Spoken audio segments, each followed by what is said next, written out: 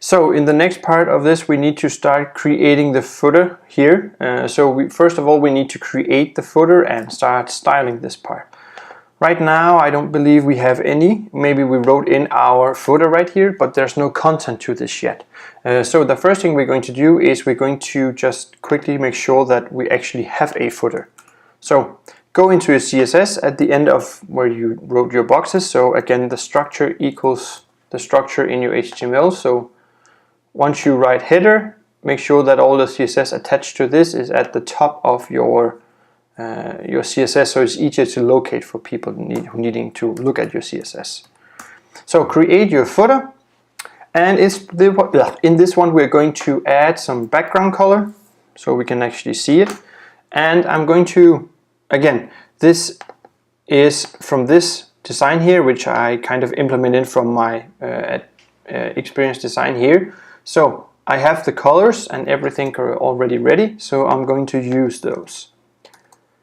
The color in this one is 524B41. So that's a sort of brownish grayish color. And we're also going to add a height to this. And the height will be 300 pixels. So go back to your browser once you save, click update, and hopefully you get this here. The next part of it, we need all this text here implemented. So we have the first line, the second line, we have this down here, and we need to implement all of this. So we need to actually go to our HTML again and go to our footer, because right now it's empty and we need to start seeing and finding out what we need to build. So if we look at our experience design here, we need to start see what we actually need to create. So once we did wireframes and sketches and so on, we're going to do the same right now if you already haven't. So we already had the first one, the footer part. That's the one with the background color. Then we will have a container for our this here, so we can center it so it goes from about here to here. In this case, that would be our container, and then we would have a container footer top or whatever we're going to call it here. And we would also create a container down here for the last one. So at least those are the first one we're going to create. So I'm going to create using Emmet something we call footer container. So we did this sort of up here like we did in our main. We're going to create something inside it to control the elements inside.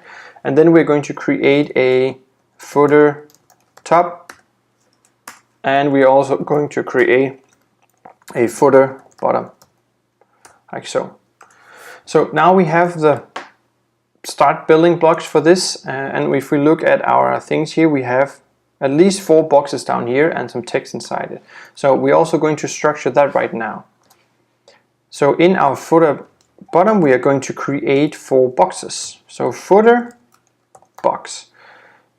Up here we did a box 1, 2, 3, 4 because we're moving them around separately for the design. Where did it go? Up here, because they are not in the same position, they have the same style, but again we're moving them around with margin, so we split them up for this. These down here are equal sizes, equal shapes and so on, so we can just use this. So just create 4 equal boxes, and if I can get this correctly, Emmet is a stupid right now for the box. And I actually want to create 4, so hashtag footer underscore box star 4, so it creates 4 of these boxes for us. So now we created these, and that's what we're going to do in this video.